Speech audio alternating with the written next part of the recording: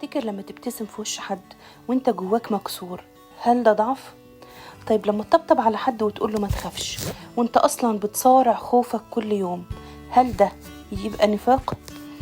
لما تشجع غيرك بكلمة حلوة وانت محروم من كلمة زي دي بقالك شهور، ده تمثيل؟ احب اقولك انه لا، دي اسمى درجات العطاء. ده اللي يسوع نفسه عمله، ده اللي سماه الكتاب المرأة صاحبة الفلسين. لما تدي من أعوازك مش من فضلتك، ساعتها بس ربنا بيبص للنية قبل الفعل ويباركك أضعاف. في عالم مليان وجع ممكن يكون أعظم محبة تعملها هو إنك تمسك إيد حد وإنت نفسك محتاج حد يمسك إيدك. ممكن تبعت رسالة أنا جنبك لحد وإنت نفسك محتاج حد يكون جنبك. لكن الغريب إن ربنا شايفك، وكل طبطبة انت بتديها هترجع لك يوم مش بس طبطبة، ده هيكون حضن من فوق، من اللي قال كما فعلتم بأحد أخواتي هؤلاء الأصاغر فبي قد فعلتم. كان في أم فقدت ابنها الوحيد وعينيها بقت ما فيهاش دموع من كتر الألم، وفي عز الحزن ده لقيت واحدة من الجيران بتمر بظرف صعب، رغم ان قلبها مكسور خرجت وطبخت أكل وراحت تزور جارتها وقالت لها أنا معرفش أواسيكي بكلام بس أهو أنا جنبك. عارفين حصل إيه؟ الجارة دي افتكرت بعدها، أنا افتكرت إن ربنا، يعني فكرت الجارة دي فكرت مع نفسها وقالت أنا افتكرت إن ربنا يومها مش علشان الأكل بس أنا عشان حسيت إني مش لوحدي. والأم دي قالت ربنا استخدمني وأنا مكسورة فشفاني وأنا بخدم. كتير بنفكر إني أنا اللي محتاج حد يحن عليا، أنا اللي تعبان، أنا اللي محتاج حد يسمعني، بس الغريب إنك لما تطلع من دايرتك وتواسي حد ربنا بيستخدمك في شفاء نفسك وإنت مش واخد بالك. زي ما المرأة حطت الفلسين في الصندوق، رب المجد قال الحق أقول لكم إن هذه الأرملة الفقيرة ألقت أكثر من الجميع. ليه؟ لأنها أعطت من احتياجاتها مش من زيادتها. يا ترى كم مرة قلت كلمة حلوة لحد وانت نفسك محتاج تسمع كلمة حلوة؟ كم مرة شجعت حد وانت محتاج اللي يشجعك؟ كم مرة قلت لحد أنا فخور بيك وانت نفسك تسمعها من حد؟ ساعات العطاء مش بيكون بس فلوس ولا أكل ولا هدايا، العطاء هو كلمة، لمسة، وجود، احتواء. هو ده ربنا واللي بنشوفه كل يوم معاه وبيحسسنا بيه وبيجازينا لما بنعمله مع حد فينا يكون محتاج كلمة أو حتى بس عنده احتياج إنه عايز يشعر إن حد بيسنده في أحاسيسه وفي مشاكله. كان فيه راجل بسيط بيشتغل في محل صغير، كل يوم يلاقي طفل بيقف على باب المحل وبيتفرج على الحلويات. وفي يوم الراجل ده نادى على الطفل وقال له تعالى خد حتة شوكولاتة مني. الطفل عينه دمعت وقال له أنا كنت جعان ومكسوف أطلب. الراجل ده في الحقيقة كان حاله على قده، بس هو قال ما ينفعش يكون في حد محتاج وأنا واقف ساكت. الغريب إن بعدها بأسبوع صاحب شركة كبيرة كان شايف الموقف وعرض عليه وظيفة بمكان أفضل وبمرتب أكبر. عارف ليه؟ لأن اللي بيزرعه الإنسان بيحصده برضه، لأن اللي بيزرع طيبة هيرجع له طيبة، واللي بيزرع محبة هيحصد حضن من فوق. شوف مين في دايرتك محتاج كلمة طيبة وابعتها له. لو بتفكر في حد مجروح كلمه وقول له أنا جنبك.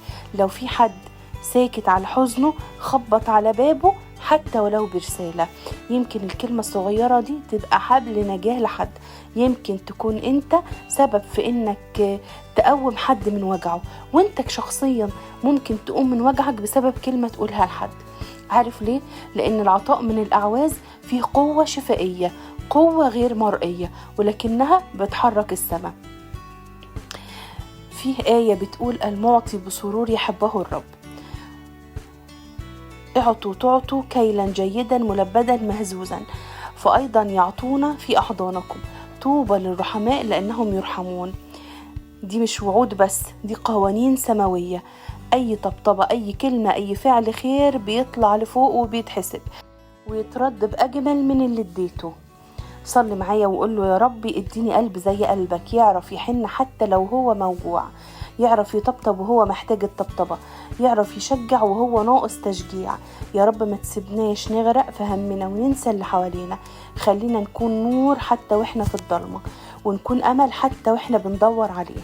واستخدم وجعنا في شفاء غيرنا، واستخدم حزننا في تعزية الضعفاء علشان نكون زيك ونحب زيك وندي زيك. كان فيه في ليلة وكان الشتاء شديد جدا جدا، واحدة ست كبيرة في السن كانت ماشية في الشارع وشايلة بطانية قديمة على كتفها. كل الناس كانت ماشية بسرعة عايزة تستخبى من البرد، لكن هي وقفت فجأة عند شاب نايم على الرصيف وجسمه بيترعش من كتر البرد، وبصت له وشالت له البطانية الوحيدة اللي عندها وغطته بيها وقالت له أنا عندي بيت يدفيني إنما أنت ما عندكش غير السما. الناس اتجمعت حواليها وقالوا لها ازاي تسيبي نفسك كده، ازاي تدي بطانيتك الوحيدة؟ قالت انا عندي قلب دافي وهو محتاج ده اكتر مني. الست دي مش بس ادت من اعوازها، دي ادت كل اللي عندها، علشان كانت شايفة ان العطاء مش في اللي بنملكه يعني ولكن العطاء في اللي بنقدمه بإخلاص. عارف الراجل اللي غطته كان شاب هربان من بيته وكان ناوي ينتحر في الليلة دي، ولكن لما شاف الرحمة دي رجع في حياته ورجع في قراره وقال أنا لقيت ربنا في بطانية ست عجوزة. انت مش لازم تكون غني علشان تعطي، ومش لازم تكون مرتاح علشان تساعد، ولا لازم تكون فرحان علشان تفرح غيرك.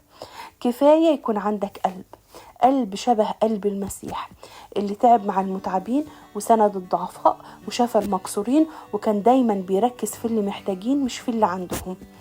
مرات كتير بنتحجج أنا مش قادر أساعد، أنا اللي محتاج حد يساعدني، ولكن الحقيقة إن العطاء مش بيستنزفك، العطاء بيطهرك من الأنانية وبيطهرك من المرارة وبيخليك تحس إنك حي بجد.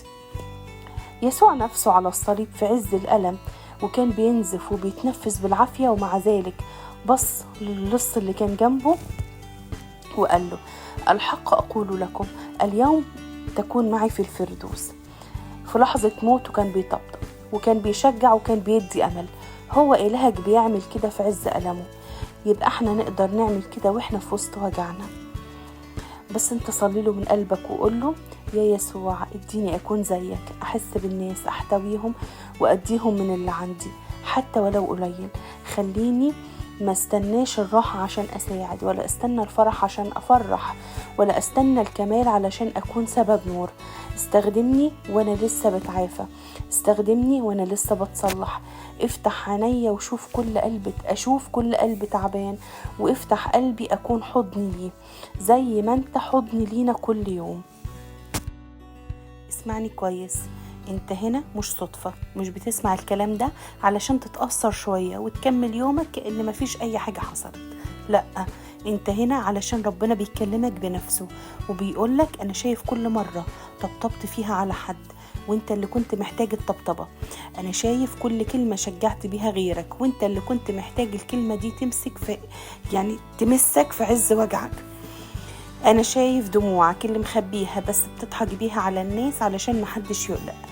ربنا مش ناسي ولا بيتجاهل، هو بس بيجهز لك وقت ويتمجد فيه بيك مش بس ليك.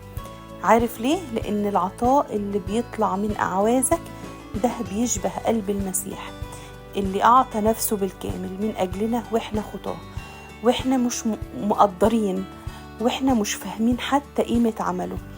لو النهاردة قلبك تعب بس لسه عندك نقطة نور، نقطة خير، نقطة عطاء، طلعها قدمها لحد محتاج، وقول كلمة، ابعت رسالة، ادعي لحد، طبطب وشجع، وهتشوف ازاي السما كلها هتتحرك علشانك. ويعرف ان اللي بيزرعه الانسان هيحصده، ويمكن تحصد يوم سماه ربنا مخصوص باسمك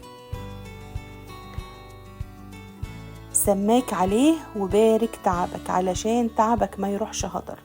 المرأة صاحبة الفلسين ما كانتش غنية، ولكن المسيح وقف وقال هي أعطت أكتر من الجميع.